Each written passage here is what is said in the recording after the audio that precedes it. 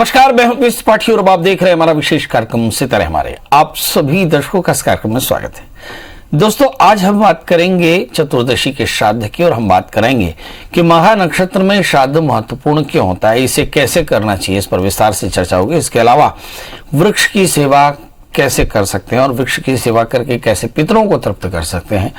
इसके अलावा आपके राशिफल होंगे, आपके प्रश्नों के जवाब होंगे। आप डायल करके अपने प्रश्न पूछ सकते हैं। हमारा फोन नंबर है 0771 400 877।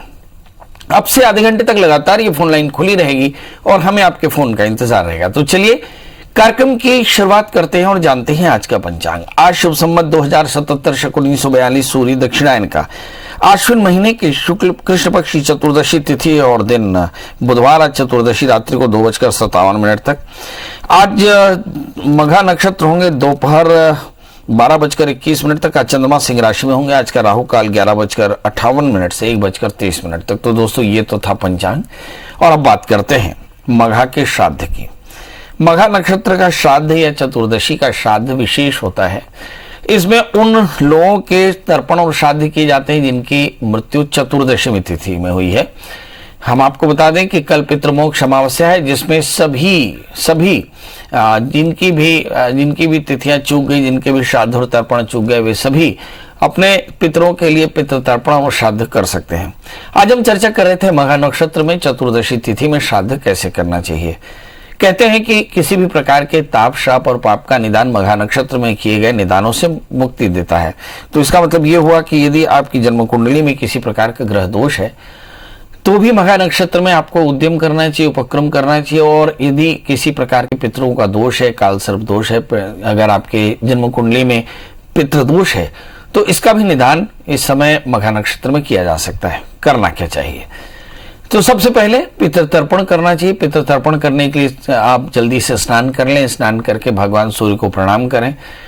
अपने घर के किसी कोने में भगोने में एक पानी ले लें। थोड़ा सा काला तिल, चावल, दूध, शहद, घी, एक घी का दिया, अगरबत्ती, उपलों में थोड़ी सी आग यानी उपल तैयार करके रखें। 5 ग्रास बनाकर चलें। 5 ग्रास क्रमशः देवताओं के लिए, गाय के लिए, कुत्ते के लिए और चींटियों के लिए और कौवे के लिए, ऐसे 5 ग्रास बनानी चाहिए। और फिर अपना तर्पण शुरू करें। तो सबसे पहले हाथ में कुशा लें, जनेऊ पहन करके पूर्वाभिमुख पहले खुद को सिंचन करें। फिर जल लेकर संकल्प करें कि मैं अमुक नाम वाला, अमुक नाम वाली आज अपने पितरों के अक्षय तृप्ति के लिए मघा नक्षत्र में चतुर्दशी का श्राद्ध करूंगा। ऐसा संकल्प करके पूर्वाधिक्रम से पहले देवताओं का आवाहन करें। देवताओं का आवाहन करके देवताओं को देव तीर्थ से तर्पण करें और फिर उसके बाद ऋषियों को तर्पण करें। उत्तर की ओर मुख करके सप्तर्षियों को तर्पण करना चाहिए और फिर दक्षिण की ओर बैठ करके अपने पितरों को तर्पण करना चाहिए। पितरों में हमेशा पिता पितामह प्रपितामह, माता पितामही प्रपितामही, नाना पर नाना, बूढ़े पर नाना, नानी पर नानी, बूढ़ी पर नानी। इसके अलावा विश्व देवताओं को तर्पण किया जाता है, भीष्म का तर्पण किया जाता है। इस जन्म में, पूर्व जन्म में, अनंत जन्मों में जितने भी आपके रिश्तेदार यहाँ हों या किसी प्रकार के दांडिक प्रक्रिया में फंसे पड़े हों, जिनका भी परिवार में कोई रिश्तेदार ना हो, उन सब के लिए तर्पण किए जाते हैं। इसके अलावा चाचा मामा, चाची, बुआ, ताई, सास, ससुर, इसके अलावा साला, मामा, इन सब के श्राद्ध किए जाते हैं। दोस्त, सखा, ब्राह्मण, आचार्य, गुरु, इन सब के श्राद्ध आप्त पुरुष और भीष्म का तर्पण करके और फिर भगवान सूर्य को अर्घ देना चाहिए। भगवान सूर्य को अर्घ देने के बाद में अपने ब्राह्मणों के भोजन के लिए आपको पंचबलिहरण करना चाहिए। तो पहला ग्रास देवताओं के लिए निकालें, फिर दूसरा ग्रास गाय के लिए, तीसरा कुत्ते के लिए, चौथा कौवे के लिए, पांचवा ग्रास जो है वो चींटियों के लिए निकालना चाहिए। इस क्रम से 5 ग्रास निकालने के बाद फिर ब्राह्मण भोजन कराना चाहिए। आमतौर पे 12 ब्राह्मणों का भोजन कराया जाता है। यदि आप कोरोना काल है और एक साथ आप एकत्र न होते हो तो ऐसी स्थिति में 12 थालियां निकाल करके सिद्धान्न ब्राह्मणों के यहाँ दक्षिणा के सहित भेज देना चाहिए। अब हमारे यहाँ पे 1 मुट्ठी का नाम भिक्षा, 4 मुट्ठी का नाम पुष्कल और 16 मुट्ठी का नाम हंतकार है। मतलब 8 मुट्ठी आटा, 8 मुट्ठी चावल और फिर उसी के प्रमाण से थोड़ा सा दाल, थोड़ी सब्जी, नमक, घी इत्यादि सब इकट्ठा करके दक्षिणा से संकल्प करें। और इस प्रकार आप अपने मघा नक्षत्र में अपने पितरों को तर्पण कर सकते हैं। यदि आपकी जन्म कुंडली में सूर्य राहु से आक्रांत हो जाए, शनि राहु से आक्रांत हो जाए तो मम कुलाभिवृद्धि ऐसा संकल्प करके पंचकलशों की स्थापना के साथ किसी नदी के किनारे देवता के मंदिर में बैठ करके पंचकलशों की स्थापना करें। ब्रह्मा विष्णु शिव यम और प्रेत की मूर्ति स्थापित करके और विधिवत प्रेत श्राद्ध करना चाहिए, एकोदिष्ट श्राद्ध करना चाहिए। ऐसा करने से आपके जन्म कुंडली में उपस्थित सूर्य राहु, चंद्रमा राहु, बृहस्पति राहु या शनि राहु जैसे ग्रह दोषों से उत्पन्न पितृदोषों का निदान होता है। इसके अलावा यदि आप सामान्य प्रक्रिया करना चाहें तो आप भगवान शिव का पूजन कर सकते हैं, अभिषेक कर सकते हैं, ये भी आपके लिए श्रेयस्कर होगा। चलिए, तो मघा नक्षत्र में सभी प्रकार के ताप शापों का निदान और साथ में चतुर्दशी का श्राद्ध कैसे करें, इस पर अपने विस्तार से चर्चा की। कल जैसे आपको पता है कि कल सर्वपित्र अमावस्या है और फिर परसों से अधिक मास का प्रारंभ है। तो कल पितृ अमावस्या में क्या करना चाहिए ये भी हम कल चर्चा करेंगे। अब बात कर लेते हैं 12 राशियों की। 12 राशियों में पहली राशि आती है मेष यानी अरीस की। इस राशि वाले जातकों के लिए देखते हैं कि समय ग्रहों की स्थितियां इनके लिए कैसी है। नंबर 1 मेष राशि वाले जातकों के लिए हम देखते हैं कि इस समय हम मंगल मेष राशि में होकर के बैठे, मतलब जबरदस्त एनर्जी है। तीसरे स्थान में राहु के कारण क्रिएटिविटी भी बहुत अच्छी है। बृहस्पति आज भी भाग्य स्थान में बैठ करके आपको नौकरी या दूसरे तरह के लाभ देने का अवसर जरूर आपके पास में रखते हैं। और साथ में शनि दशम स्थान में है, बड़ों का आशीष मिलेगा। 5वें स्थान में सूर्य है, संतान को लेकर के चिंता खत्म होती है। यहाँ पर देखने की चीज है कि पंचमी सूर्य अब छठी स्थान में पहुंच गए, मतलब बुध के साथ में पहुंच गए, यानी कन्या राशि के पहुंच गए। संतान की सेहत को लेकर के थोड़ी चिंता जरूर हो सकती है, करना क्या चाहिए। तो इस राशि वाले जातकों के लिए सलाह ये कि ये भगवान के नाम का स्मरण करें, बृहस्पति के मंत्र जप करें, बड़ों का आशीष लें, केले और नारियल का दान करें तो आज के दिन बेहतर होगा। बात कर लेते हैं दोस्तों वृषभ राशि की।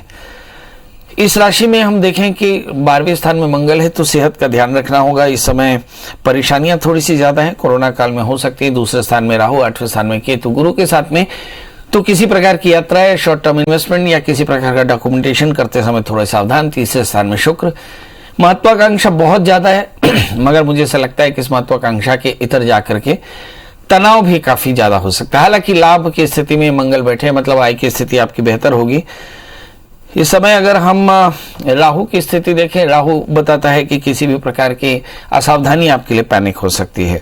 इस समय 4थे स्थान में चंद्रमा ग्रह कलह दे सकते हैं। 5वें स्थान में सूर्य बुध, संतान को लेकर के कुछ बड़े निर्णय किए जा सकते हैं। इस राशि वाले जातकों के लिए भाग्य स्थान में शनि बैठे हैं, जो बताते हैं कि ढेर सारे अवसर आपका इंतजार कर रहे हैं, करना क्या चाहिए। तो भगवती महामाई के दर्शन करें, खीर का दान करें तो आज का दिन बेहतर होगा। बात कर लेते हैं दोस्तों मिथुन यानी जमनाई की। इस राशि वाले जातकों के लिए देखते हैं कि यहाँ पर लग्न में राहु और 11वें स्थान में मंगल है, मतलब आतुरता यानी एक्साइटमेंट या इंपेशंस आपको छोड़ना होगा। एनर्जी को सही तरह से चैनलाइज करें, गुस्सा थोड़ा सा ज्यादा होगा, वाणी का संयम रखना होगा। शुक्र धन स्थान में संपत्ति की योग देते हैं। 7वें स्थान में इस समय बृहस्पति के साथ में केतु, अच्छे दोस्त मिलेंगे। 8वें स्थान में शनि, जस का तस, बेवजह की बातों से बचना होगा। और इस राशि वाले जातकों के लिए 3रे स्थान में चंद्रमा, मन थोड़ा सा फ्लिकर यानी बार बार निर्णय बदलने वाला हुआ। 4थे स्थान में सूर्य बुध, पारिवारिक स्थिति बेहतर होती है, क्या करना चाहिए। तो इस राशि वाले जातकों के लिए सिर्फ एक काम कि शनिश्चर और राहु के मंत्र जप करें, काले तिल काले उड़द का दान करें तो आज का दिन बेहतर होगा। बात कर लेते हैं दोस्तों कर्क राशि की। कर्क राशि वाले जातकों के लिए देखते हैं इस समय लग्न में शुक्र बैठे हैं, तो थोड़ा आर्थिक परेशानियां हो सकती है, परिवार को लेकर के तनाव हो सकता है। केंद्र में शुक्र जब कभी भी आए तो थोड़ी सी परेशानी की अनुभूति हो सकती है। 12वें स्थान में राहु पड़े हैं तो निश्चित जानिए कि आकस्मिक खर्च की संभावना है। 6ठे स्थान में बृहस्पति, बेवजह की शत्रुता बढ़ सकती है। 7वें स्थान में शनि, दोस्तों का साथ बढ़िया मिलेगा। धन स्थान में चंद्रमा, संपत्ति के योग दिखाई पड़ते हैं। 3रे स्थान में सूर्य बुध, मेंटल कंडीशन बहुत शानदार है, करना क्या चाहिए। तो इस राशि वाले जातकों के लिए गणपति का पूजन, गणपति अथर्वशीष का पाठ और हरी मूंग का दान करना श्रेयस्कर होगा। बात कर लेते हैं दोस्तों सिंह राशि की। इस राशि में भी परिस्थितियां बेहतर हैं। द्वादशी चंद्रमा लग्न में बैठे हैं और लग्नेश सूर्य बुध के साथ में 2रे स्थान में बैठे हैं, मतलब मन थोड़ा सा परेशान हो सकता है, कुछ हेक्टिक शेड्यूल हो सकता है। 12वें स्थान में शुक्र, अकेलापन थोड़ा सा ज्यादा होगा कि समय तनाव की स्थिति हो सकती है। इस समय अगर हम देखें कि 6ठे स्थान में शनि, कमर का दर्द हो सकता है। 5वें स्थान में गुरु केतु बैठे हैं, संतान को लेकर कुछ बड़े निर्णय कर सकते हैं, करना क्या चाहिए। तो इस राशि वाले जातकों के लिए चाहिए कि अवसर का सही तरह से इस्तेमाल करें। इसके अलावा राहु के मंत्र का जप करें, काले तिल काले उड़द का दान करें तो आज का दिन बेहतर होगा। अब बात कर लेते हैं दोस्तों कन्या यानी वर्गो यानी मेरी राशि की। इस राशि में एक बड़ी बात कि सूर्य जो है वो सिंह राशि से मूव करके कन्या राशि में पहुंच गए। अब सूर्य बुध एक साथ में है, मतलब वो इस राशि वाले जातकों के लिए मेंटल कंडीशन बहुत शानदार है। इस समय सेहत काफी बेहतर महसूस करेंगे। जहां तक सवाल मंगल का 8वें स्थान में है, अकेलापन या बेवजह के विवाद आपके दरवाजे पर हो सकते हैं। इस राशि वाले जातकों के लिए करना क्या चाहिए, तो अब देखिए कि इस समय जो ग्रहों की स्थितियां, उससे ऐसा लगता है कि परिवार को लेकर थोड़ी चिंता, संतान को लेकर चिंता हो सकती है। इस समय अगर हम राहु देखें दशम स्थान में, वर्क प्लेस में ज्यादा सावधानी रखने की जरूरत पड़ेगी। 11वें स्थान में शुक्र है। इस समय संपत्ति के योग बेहतर हो सकते हैं। करना क्या चाहिए, तो इस राशि वाले जातकों के लिए सिर्फ एक बात जरूर करनी चाहिए, केतु के मंत्र का जप करें और इसके अलावा गाय और कुत्ते को रोटी के साथ गुड़ खिलाएं तो आज का दिन बेहतर होगा। बात कर लेते हैं दोस्तों तुला यानी लिब्रा की। इस राशि वाले जातकों के लिए देखते हैं कि लग्नेश शुक्र बैठे कर्क राशि में और इस समय चौथे स्थान में पड़े हुए शनि, यानी दशम स्थान में शुक्र वर्क प्लेस में थोड़ी सी ऑड कंडीशन दे सकते हैं। तीसरे स्थान में पड़े हुए बृहस्पति केतु, टैलेंट आज भी आपका खूब है और इस टैलेंट का सही तरह से इस्तेमाल करना चाहिए। 12वें स्थान में सूर्य बुध, आकस्मिक हानि, नींद की थोड़ी सी परेशानी, मन थोड़ा सा चंचल होगा। भाग्य स्थान में पड़े हुए राहु, उलझने आज भी जस की तस हो सकती है। करना क्या चाहिए, इस राशि वाले जातकों के लिए चाहिए कि भगवान सूर्य को अर्घ्य आदित्य हृदय स्तोत्र का पाठ करें तो आज का दिन बेहतर होगा। अब बात कर लेते हैं दोस्तों वृश्चिक यानी स्कॉर्पियो की। इस राशि वाले जातकों के लिए देखते हैं कि आज का दिन बाकी दिनों की तुलना में ज्यादा बेहतर है। इस राशि में हम देखते हैं कि धन स्थान में बृहस्पति के साथ में केतु, मगर 8वें स्थान में राहु अभी भी पड़े हैं, मतलब जो बताते हैं कि बेवजह के विवादों से बचना होगा। तीसरे स्थान में शनि है, इमोशन और एरोगेंस दोनों ही ज्यादा हो सकते हैं, इससे बचना होगा। इस समय अगर हम 5वें स्थान में 6ठे स्थान के मंगल को देखें तो एनर्जी लेवल काफी अच्छी है। इस समय अगर हम 9वें स्थान में शुक्र को देखें तो बहुत तरह की अपॉर्चुनिटी आपको मिल सकती है। 10वें स्थान में चंद्रमा, बेहतर अवसर होंगे, वर्क प्लेस में काफी बेहतर परिस्थितियां होंगी, आय की स्थिति बेहतर होगी। करना क्या चाहिए, तो इस राशि वाले जातकों के लिए चाहिए कि भगवान शिव का पूजन करें और खीर का दान करें, ओम नमः शिवाय इस मंत्र का पाठ करें तो आज का दिन बेहतर होगा। बात कर लेते हैं दोस्तों धनु यानी सेजिटेरियंस की, जिसके लग्न में गुरु के साथ में केतु और 7वें स्थान में राहु है।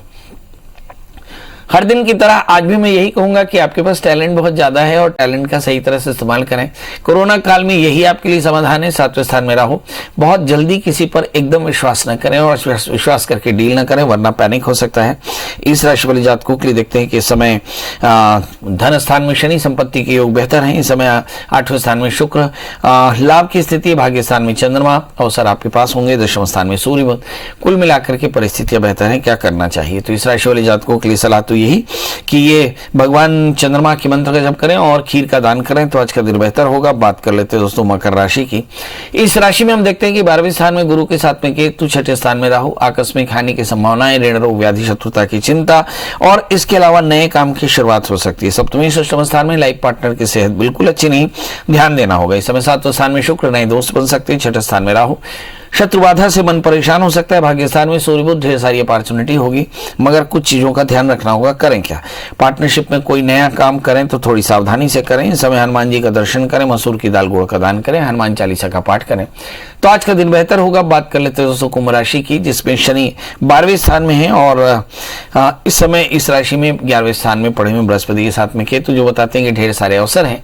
5वें स्थान में राहु पड़े हैं, संतान को लेकर के थोड़ी चिंता हो सकती है। 3रे स्थान में मंगल, अपनी आतुरता यानी एक्साइटमेंट को संभालना होगा। इस समय 7वें स्थान में चंद्रमा, कुछ लोगों की लव लाइफ की शुरुआत हो सकती है और 8वें स्थान में सूर्य बुध है, यहां पर विवादों से भी फायदा हो सकता है। क्या करना चाहिए, बृहस्पति के मंत्र जप करें, पीली चीजों का दान करें तो आज का दिन बेहतर होगा। बात कर लेते हैं दोस्तों मीन यानी पाइशंस की। इस राशि वाले जातकों के लिए देखते हैं कि आज का दिन उनके लिए कैसा। नंबर 1 लग्नेश बृहस्पति, 10वें स्थान में बृहस्पति और केतु के साथ में, मतलब वर्क प्लेस में बॉसेस की कृपा आपके ऊपर बनी रहेगी। 4थे स्थान में राहु, परिवार के बुजुर्गों की सेहत का ध्यान रखना होगा। धन स्थान में मंगल, संपत्ति के योग बेहतर है। 5वें स्थान में शुक्र, संतान को लेकर चिंता हो सकती है। 6ठे स्थान में चंद्रमा, संतान की सेहत को लेकर के और मन की अनेकाग्रता को लेकर परेशान हो सकते हैं। 7वें स्थान में सूर्य बुध, अच्छे दोस्त मिलेंगे। 10वें स्थान में गुरु केतु, बड़ों का आशीष और 11वें स्थान में पड़े हुए शनि, जो बताते हैं लाभ की स्थिति। करना क्या चाहिए, तो इस राशि वाले जातकों के लिए सलाह कि भगवती महामाई के दर्शन करें, दुर्गा स्तुति का पाठ करें, खीर का दान करें तो आज का दिन बेहतर होगा। हमारे साथ पहली कॉलर है अंजना जी। अंजना जी, आपका बहुत बहुत स्वागत है, बताइए क्या जानना चाहते हैं। जय श्री राम पंडित जी, जय श्री राम बोल रही हूँ। जी जी, और ठीक है, आप ठीक है? एकदम बढ़िया, बहुत बढ़िया। हाँ, मैं अपने बेटे के लिए पूछना चाह रही हूँ जी, है ना। उसका कल एग्जाम हुआ था, DM के लिए डॉक्टर है बेटा, जी। उसकी डेट ऑफ बर्थ है 14 अप्रैल 89। समय 14 अप्रैल 89, 11:55 56 सेकंड। सुबेरे का। हाँ, AM, जन्म जयपुर स्थान? राजस्थान। जयपुर राजस्थान। क्या जानना तो चाहते? डीएम में मनपसंद ब्रांच जैसे न्यूरोलॉजी और पीडियाट्रिक्स वाली चाहते हैं वो, और उनकी शादी कब तक होगी? चलिए शादी की बात पहले कर लेते हैं। आपके बच्चे का जन्मलग्न कर्क है और उनकी राशि भी कर्क है। शादी इनकी अब नवंबर से अप्रैल के बीच में हो जाएगी, इसलिए शादी की तैयारी करके रखें। सप्तमेश के छठे स्थान में, शादी से पहले अर्क विवाह कराना बिल्कुल ना भूलें। चूंकि दशम स्थान में सूर्य बुध शुक्र एक साथ बैठे और 11वें स्थान में मंगल है, मुझे से लगता है सर्जरी जैसी चीजें इन्हें बड़ी आसानी से मिल जाएगी। 8वें स्थान में राहु, लाइफ में बहुत ज्यादा फ्लक्चुएशन है इस समय। जो दशाएं चल रही हैं, अगर उन दशाओं पर नजर डालें तो ऐसा लगता है कि राहु की अंतरदशा तो नहीं, मगर इस समय चंद्रमा की अंतरदशा चल रही है। शुक्र में चंद्रमा का अंतर दिसंबर तक चलेगा और उसके बाद में मंगल की अंतरदशाएं चलेंगे। मंगल इनकी जन्म कुंडली में दशमेश होकर के बैठे हैं। बहुत हद तक मुझे ऐसा लगता है सर्जरी में कहीं पे इन्हें स्पेशलाइजेशन करने का मौका मिलेगा। इन्हें एक 4 कैरेट का टोपैज और 4 कैरेट का इटालियन मूंगा धारण कराएं। ये बृहस्पतिवार का व्रत करें, चने की दाल गुड़ का दान करते रहें तो बढ़िया रहेगा। आगे चल करके इनका भविष्य बहुत उत्तम है। जी प्रमोदिता जी, आपका बहुत बहुत स्वागत है। बताइए क्या जानना चाहती हैं? जी प्रणाम पंडित जी। जी प्रणाम। जी मैं अपने ही बारे में जानना चाहती हूँ। जी मेरा डेट ऑफ बर्थ है 23 अगस्त 1989 और मेरा जन्म का जो समय है वो है 7:50। जन्म स्थान? 7:50 शाम को। जन्म स्थान? जन्म स्थान बिलासपुर छत्तीसगढ़। बताइए प्रमोदिता जी क्या जानना चाहती हैं? सर सिर्फ मैं अपने जॉब के बारे में जानना चाहती हूँ कि मेरी जॉब कब है। बाकी सब तो मेरा सब है, सारी चीजें बहुत अच्छी हैं। चलिए यही देखते हैं जॉब मिलेगी या नहीं। आपका जन्मलग्न मीन है और आपकी राशि वृषभ है। इस समय बृहस्पति 8वें स्थान में है, तो मुझे ऐसा लगता है कि बृहस्पति के 8वें स्थान में होने के कारण नवंबर तक आपको जॉब के लिए रुकना पड़ सकता है। नवंबर 20 के बाद में आपकी जॉब की संभावनाएं बहुत जबरदस्त रहेंगी। आपके लिए करना क्या चाहिए, तो सबसे पहले तो आप ये देख लीजिए 4 कैरेट का इटालियन मूंगा, 4 कैरेट का टोपाज पहनिए, मंगल का व्रत करिए, मंगल सूत्र का पाठ करिए, मंगल यंत्र की पूजा करिए। ये आपके लिए काफी श्रेयस करे। जहां तक सवाल जॉब का है, तो मुझे से लगता है जॉब तो आपको पक्के तौर पर मिल सकती है यदि आप बहुत एकाग्रता से पढ़ाई की, कोई कॉम्पिटिटिव एग्जामिनेशन के लिए प्रिपेयर किया। मगर एक बात जो आपने नहीं बोली, जो आपको समझ लेनी चाहिए कि समय शुक्र की अंतरदशाएं चल रही सितंबर 2020 से, मतलब आपके अंदर में तनाव धीरे धीरे बढ़ रहा है। तो इसके लिए आप जरूर दुर्गा सप्तशती का रोज पाठ करें, दुर्गा स्तुति का नित्य पाठ करें और चीनी का दान करते रहें। इससे आपको बहुत रिलीफ मिलेगा। याद रखें शुक्र की दशा में एकाग्रता कम होती, काम में मन थोड़ा सा कम लगता है, तनाव ज्यादा होता है और वजन बढ़ सकता है। तो वजन पर कंट्रोल करें, थोड़ा सा वर्कआउट करें। और इस समय कोई प्रॉपर्टी खरीदने का योग भी बन रहा है, मतलब उसके लिए भी मेंटली प्रिपेयर रहें कि कोई ना कोई स्ट्रेस आप जरूर लेने वाले हैं। जी तो अब अपने दर्शकों से विदा लेते हैं और जाते समय वही एक बात कि हमारे बहुत सारे दर्शक जो फेसबुक लाइव में हमसे जुड़े हैं, हम उनसे एक निवेदन करते हैं कि इस कार्यक्रम के बाद में भी पंडित जी का मोबाइल चालू रहेगा और मोबाइल नंबर 9753039055 इस पर रिंग करके और आप अपने प्रश्नों का जवाब ले सकते हैं। समयाभाव के कारण हम बहुत सारे दर्शकों के जवाब नहीं ले पाते, उनके लिए हम क्षमा प्रार्थी हैं और ये अपेक्षा करते हैं कि लगातार आप हमारे कार्यक्रम में इसी तरह से शामिल होते रहें।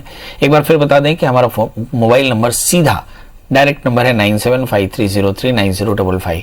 आप सुबह 11 बजे से लेकर रात 11 बजे तक इस पर प्रश्न कर सकते हैं।